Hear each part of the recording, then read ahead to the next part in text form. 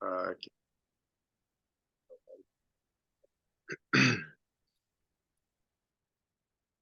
so how you doing? I'm Jimmy Calmise. I am the organizer and the guest speaker. So this is just a xLeveraged Power Up meetup that we do every month, and I'll kind of go ahead and get into it. The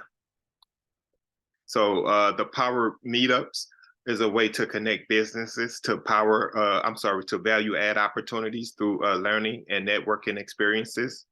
And so we basically have a platform that connects businesses and business leaders to value add resources. So we do like a quick 30-minute power meeting format. So we'll probably go in recapping to around 7:45. I'll try to get through most of the information here. The Power Meetup, we basically discuss the ABCs of grant writing. And so with this Power Up meeting, we're basically looking to use a common grant approach to go after grant funds. And so we looked at exploring the 5 main parts of a grant, some good grant writing practices. And we did a couple of exercises I did on how to elevate your proposal using artificial intelligence. So with the platform, we do offer Member Plus access, and it's basically 3 months for like 99 cents a month. And what we're offering to everyone in a meetup is that you can access it for half price. So for a little as $1.50, we'll send out a link to you and get you all squared away. The presentation deck that I'm using will be provided to everyone who registered for the meetup. So we basically talked about grants. What are they and how they are awarded? Looked at private foundations as well as public foundations. And so when looking at grant writing, you're typically getting a grant from a private foundation or a public foundation, which is generally a government grant or federal grant. So looked at these two entities, federal and private foundations, federal government. And so typically these foundations are where nonprofits derive their income or revenue from. So the different nonprofits, again, you have your charitable organizations, which pretty much this meetup is pretty much geared towards charitable organizations. But you have some more, and you also have nonprofit entities. So you have the characteristics. So as a grant writer, you want to make sure that the nonprofit is benefiting the public, tax exempt.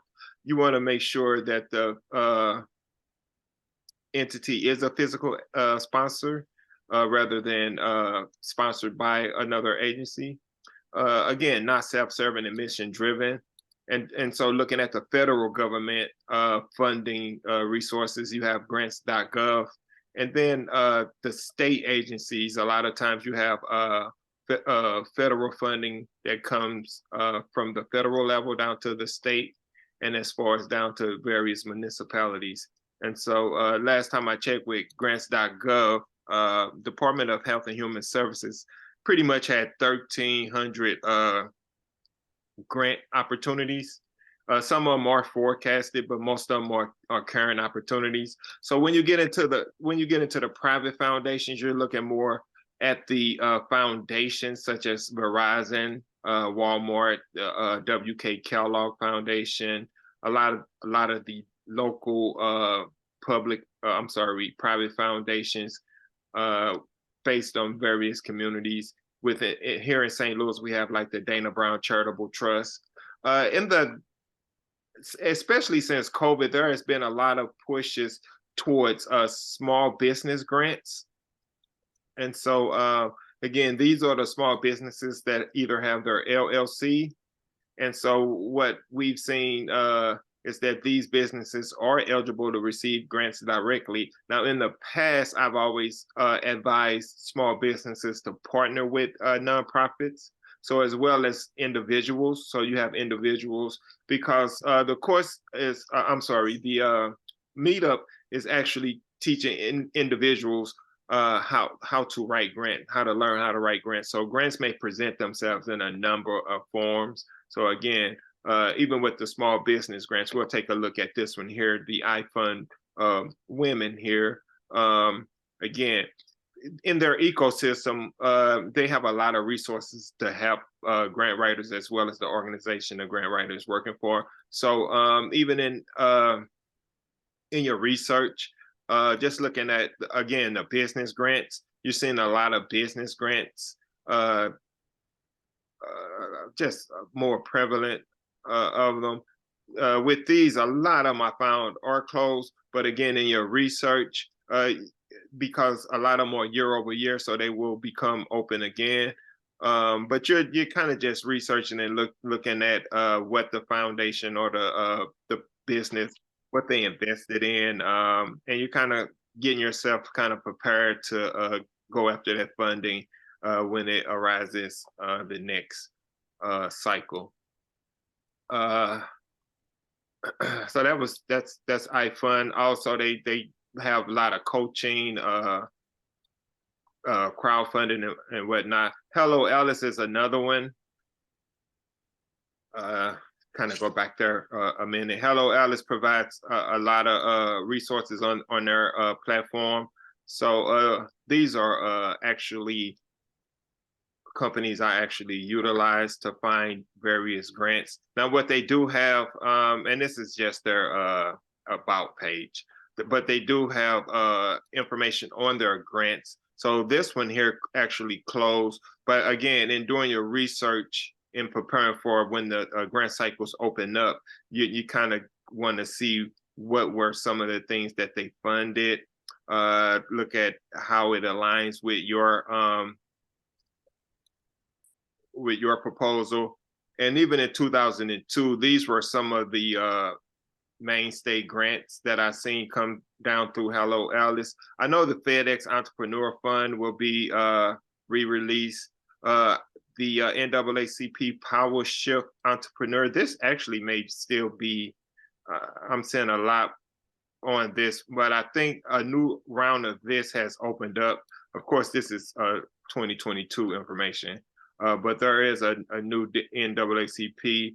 But again, with the small business grants, you're getting those eligible groups, such as if you're energizing your small business, so you might need startup funds, this Accelerate Hair. So this are probably a certain demographic of female.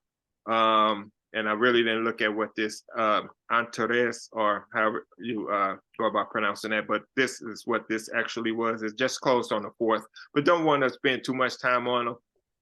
We're going to get into the grant making process here. So again, we looked at public grants. Again, those are generally the federal or government-based grants, and those just tend to be a lot longer than the private grants. We also looked at the ABCs of grant writing and time management, how much that plays a factor in getting your narrative and proposal out in a timely manner. So again, these are just some tips, some things that you want to do. I always recommend working in chunks, blocks of times or whatnot. But of course, as a grant writer, you're prone to working with various checklists and whatnot. So you definitely want to set your daily priority tasks and whatnot. Just start with great ideas. You always have your ideation session and your brainstorming, especially when you're thinking of new projects and new programs to kind of get started with. But again, these are just some things here. Before I actually start writing grants for organization, I kind of peel back the hood and look at their strengths, weaknesses, opportunities, and threats analysis, their strategic plan. Of course, if these documents aren't in place, it's an opportunity for the agency or organization to develop them. And of course, it may actually be a funding opportunity. So one of the things in thinking like a grant writer, a lot of the opportunities or things or weaknesses out of this SWOT acronym here, a lot of weaknesses may pose as grant opportunities. So kind of keep that in mind. Again, knowing the size and scope so you can make the appropriate ask, and just following directions. A lot of things, it may seem like you're either dumbing down the reader or you're kind of dumbing down your intelligence by making it so easily digestible. You're not, you're being clear, you're being concise and accurate. And that's what funders generally want. Again, use the funder's desired format. We're going to look at the common grant approach here in this meetup and just kind of look at how the common grant approach can be used to streamline the process so your organization can go after more funding. I generally don't like to put a certain X on a work output, like you're going to 3X. You just want to do as much as you can than what you've been doing. Again, your Form 990, again, just the ABCs of grant writing, you should always understand and know, and the information contained in a 990. Often you can write a grant from a 990. Again, that is the reporting, the tax reporting that you do for your nonprofit. Again, you want to emphasize your organization at any point within a grant, especially when they're asking about the organization's history. It's your story, own it. And at the bottom, it's important because, again, there are a number of factors which can determine the likelihood of your organization either receiving a grant or not receiving a grant. And it may come down to things such as the level of your organization's grant readiness. If you don't have certain documents in place, letters of support, things are just poorly put together. Again, it's an opportunity to turn a weakness maybe into a funding opportunity. You can do some capacity building, strengthening your board, your governance, but also maintaining compliance. You want to make sure you spend the money on what you say you want to spend it on. You want to look for year after year funding, the relationship with the funder. So I'm not going to spend too much time. I will provide this presentation deck. It's going to be provided for everyone that registered to the meetup. Talked about some mistakes, whether you are a sole proprietor looking to do a partnership with a nonprofit. So say I'm an artist and I want to teach a class on how to design and draw. I should have somewhat of a business plan, whether it's a lean business plan. But these are some of the mistakes that either nonprofits or businesses in general make when pursuing funding, especially charitable organizations. You want to have that up-to-date budgets. You don't want to have different budgets floating around. It may seem like the transparency isn't as clear. You want to fully vet, and on the right, we have the solutions here. So again, ensure that your business meet the funder's requirements. You don't want to spend your time and effort preparing and submitting a proposal only to find out they only fund organizations in Iowa. So you definitely want to make sure that you are vetting those opportunities. And so, yeah, these are just some mistakes a lot of organizations make. So what is the common grant application? If your state doesn't have one, your state you may want to Google it, but it is a shared approach to streamline the fund seeking process through grantsmanship. So again, one of the good things, you can have access to a wide range of funders that participate and accept the common grant application. And they're normally members of some sort. And so I'm based in Missouri, so we have the Missouri Common Grant application, and it's maintained by a public, by a private foundation, and that private foundation just has members, and like Anheuser-Busch or InBev is one of the members. So of course, using that common grant application will allow you to seek funds from those various members. Why use a common grant? Again, it'll help your organization write more effective grants in a better turnaround, so the turnaround period will be a lot shorter. Help alleviate fears just through the uniformity and the clarity it provides, because again, the businesses and foundations that provide the Common Grant application, they provide so many resources and so many pointers. They want you to get it right, and oftentimes they will provide those writing samples. And I would encourage grant writers to use those writing samples. And if you are a good writer, one of the things you are able to do is pick up on individual styles. And that's why I say, we touched on AI, and some of the comments I had about AI. At this point, you can kind of tell because the choppiness in the output or the narratives that you get from an AI when you put in certain stuff. But where can you find Common Grant application forms? So if you Candid provides excellent resources, and they actually have the Common Grant application forms for a number of states. And like I said, one of the earlier states was Colorado, and I remember Minnesota back in the early 2000s, who first started with the Common Grant. And of course, Missouri came on board. I believe this was in the late 1990s. And so if your state is not actually on this one, I see the Northwest Common Grant actually consists of Alaska, Idaho, Montana, so several states there. So if your state isn't actually on here, what I would recommend is Googling just Common Grant application in your state, and there may be an application. But this is the New York, New Jersey Common application. I'm sorry, Common Grant application, but they call it Common Application Grant Proposal format. But okay, thanks, Fiona. Yeah, Georgia. I'm not sure if, let's see if Georgia has one, but again, one of the things I would do is go ahead and I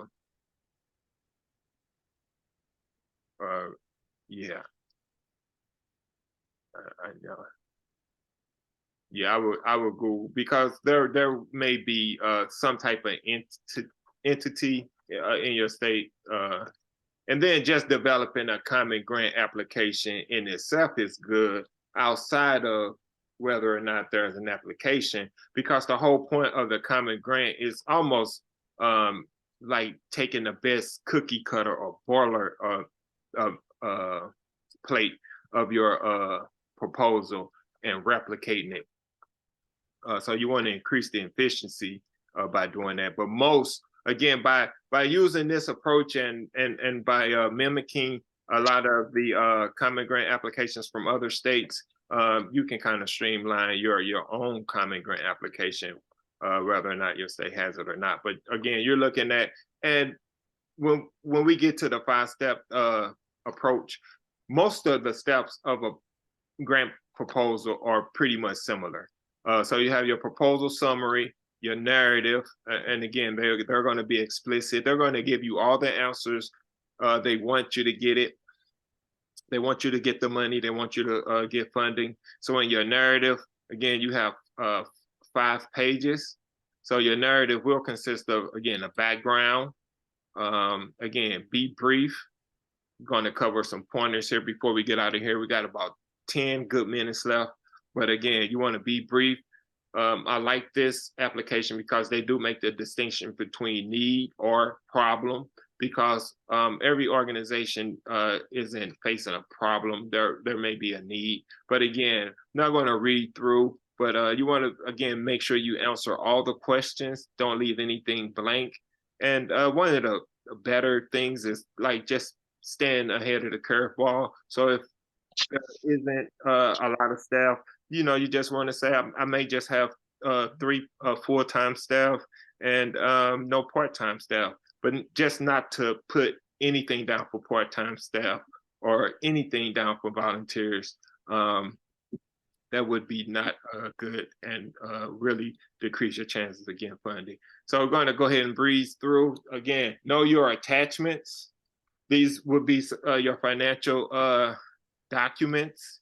different statements, revenues over expenses, balance sheets, whatnot.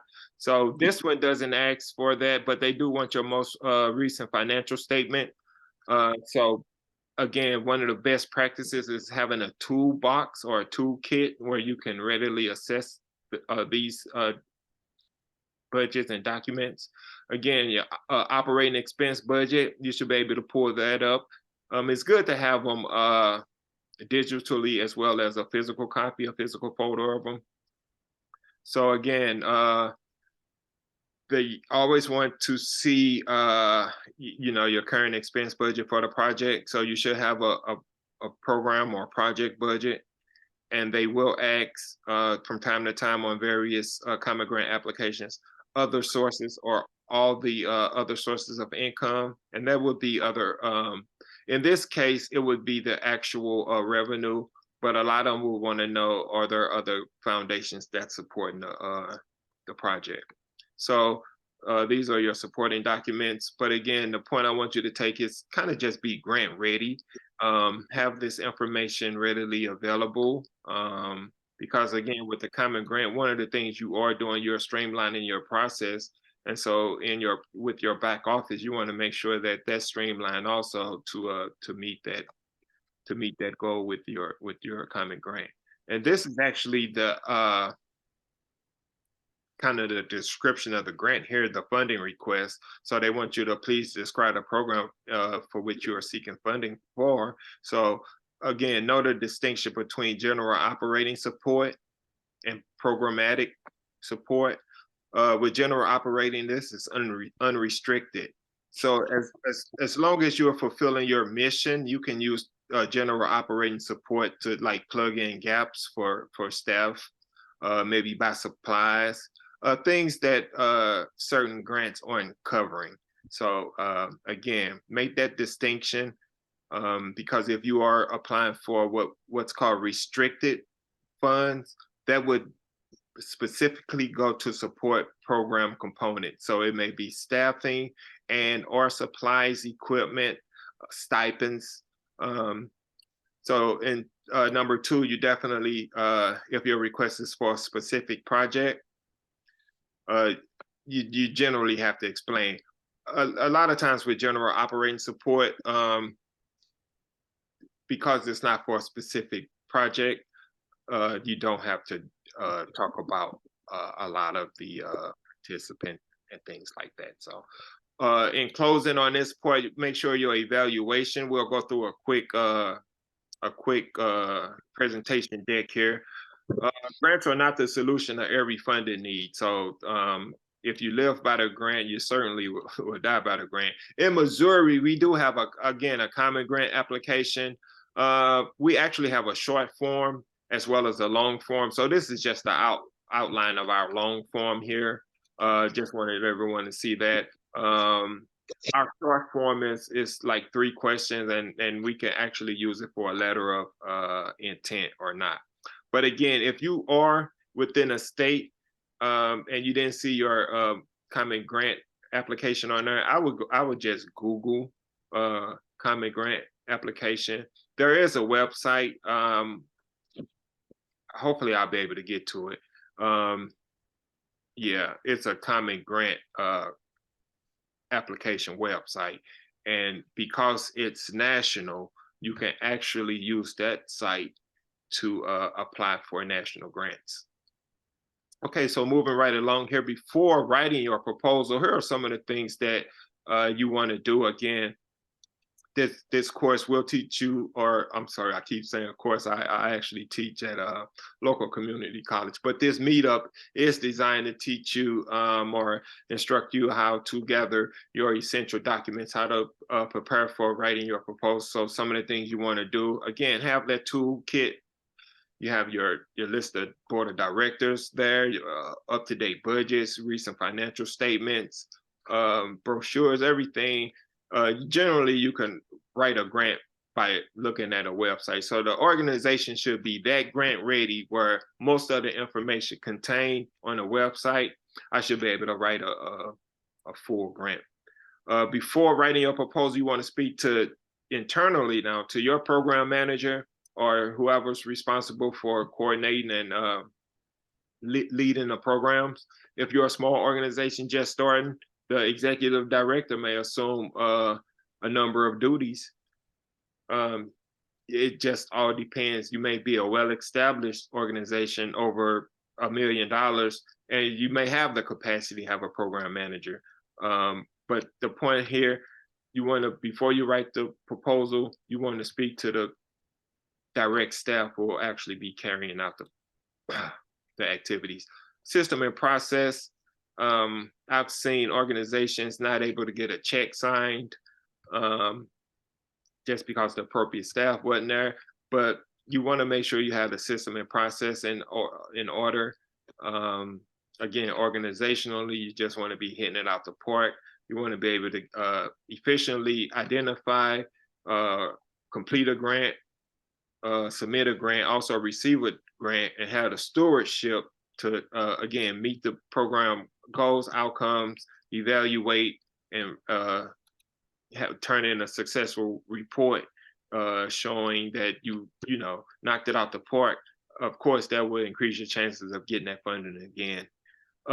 When you see impact, think of numbers. Numbers. When a grantor wants to know the impact, they do not want to know flowery language. They want to know impact. And again, be your own captain of your ship, tell your own story. Let's go ahead, moving right along.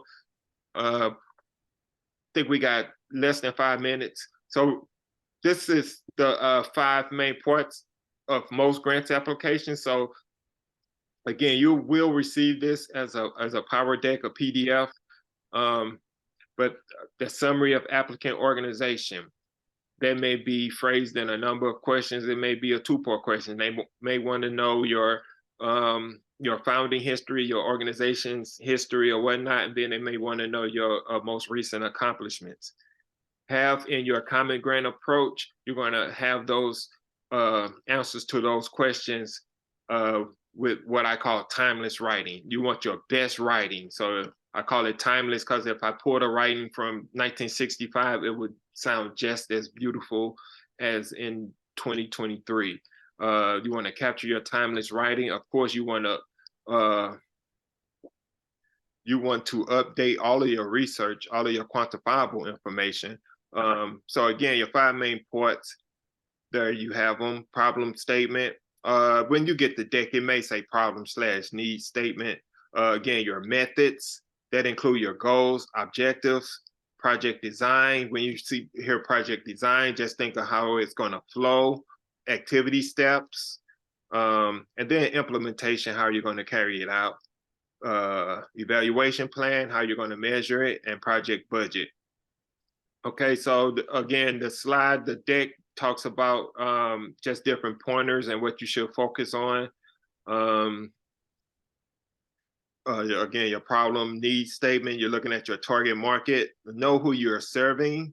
Again, as a nonprofit and as a grant writer, you want to be able to discuss the condition you're going to change, whether you're working with, say, pets, whether you're working with air quality control. There's always a direction that you're trying to measure.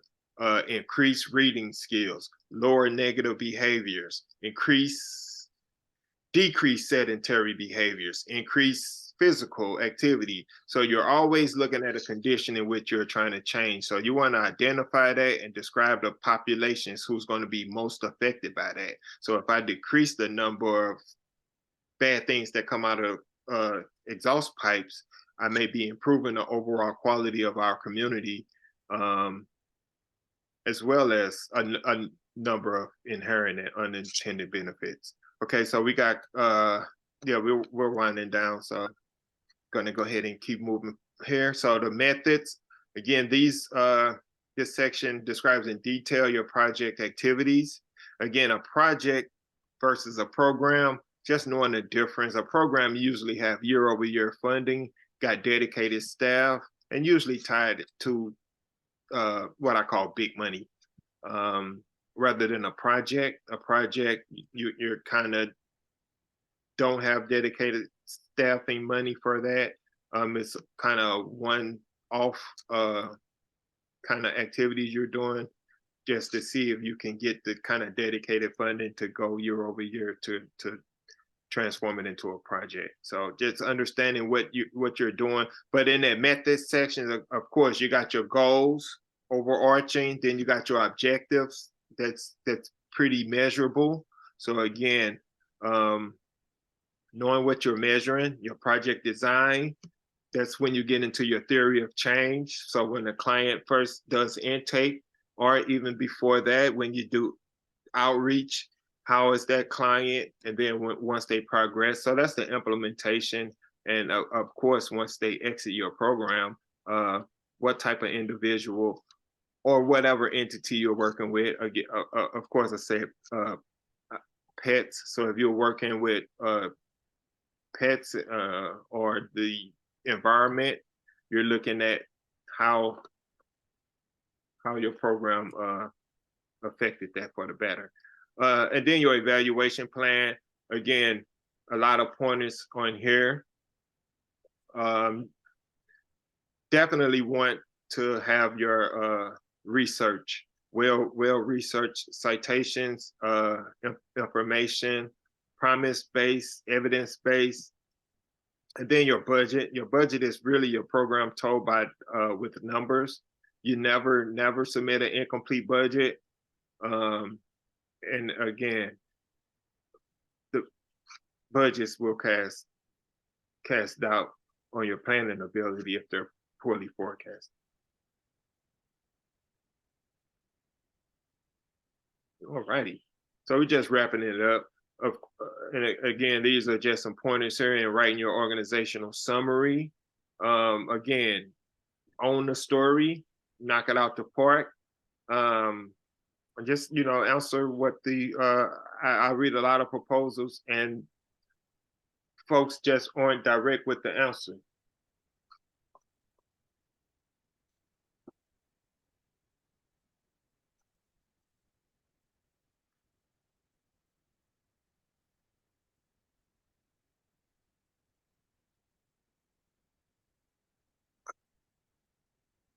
All righty. Then your problem and / need statement. Just knowing what the current problem is, the need or the issue is, the impact your project will have on that problem, and what will happen to the problem or need in the future. How do you want your community to look or as a result of the project? So this, again, is where you are able to tell whatever interventions you're using, how that will affect your target population. So not going to spend too much time here, but this is actually your methods section. So again, you want to look at your goals, objectives, project design, and implementation.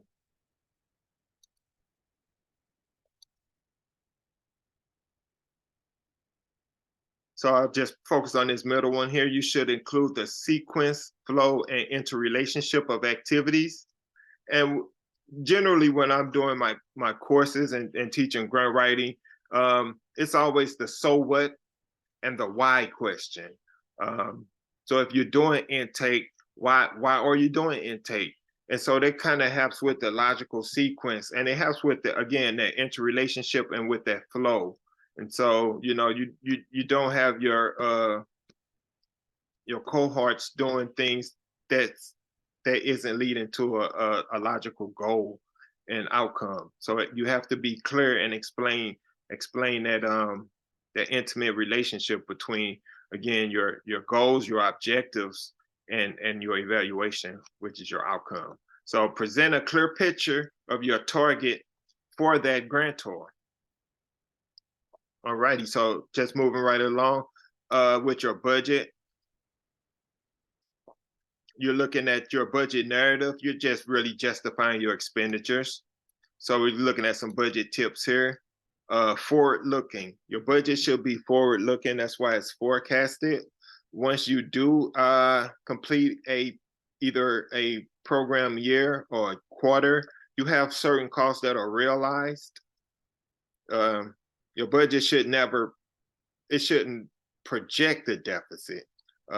You may, as an organization, end up in a deficit, and that's the role of development department to kind of get the organization out. Be aware of your financial statements, especially your statement of financial position, which is pretty much a balance sheet, and your statement of activities, which is a statement of income and expense sheet. And I always think of this as revenues over expenses. So this is a typical budget here, and it's really basic, but it's really just to kind of show you what a project, some of the line items it may be contained. And like I say, it's real generic. And it kind of shows you what is travel, what consists of equipment. And so normally what differentiates equipment from supplies is that equipment are those durable costs or durable goods of things that you keep for like longer than 3 years. So a copier machine of sort, but the supplies are the consumables that typically get used up during the grant period. So again, just understanding that contractual.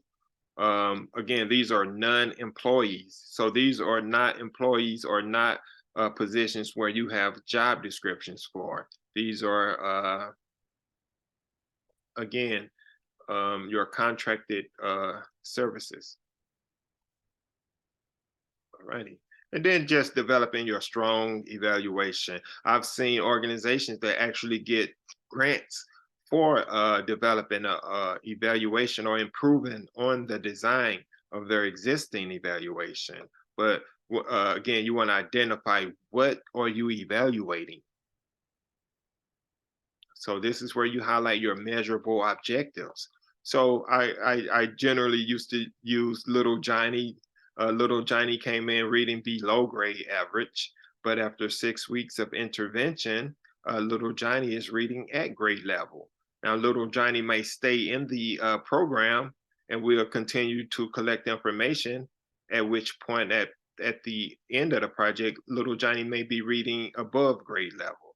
And it may be determined by a number of tools, maybe the report card from school. It also may be a number of assessments, reading assessments. So this is, again, how you're making a case for developing a strong evaluation, summarizing the results.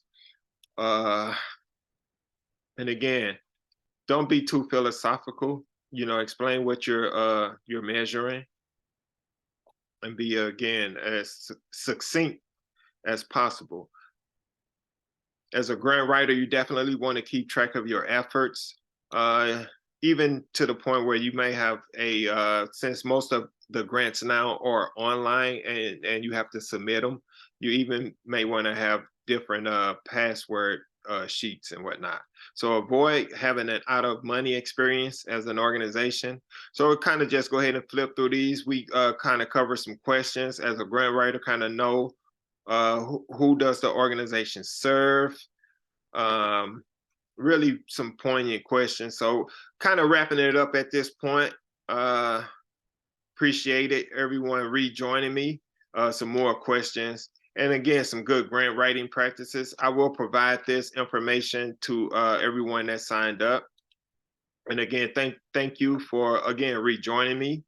Proofread, double check everything, demonstrate transparency. And that's pretty much it. A few more questions and kind of just wrapped it up there. And again, thank everyone.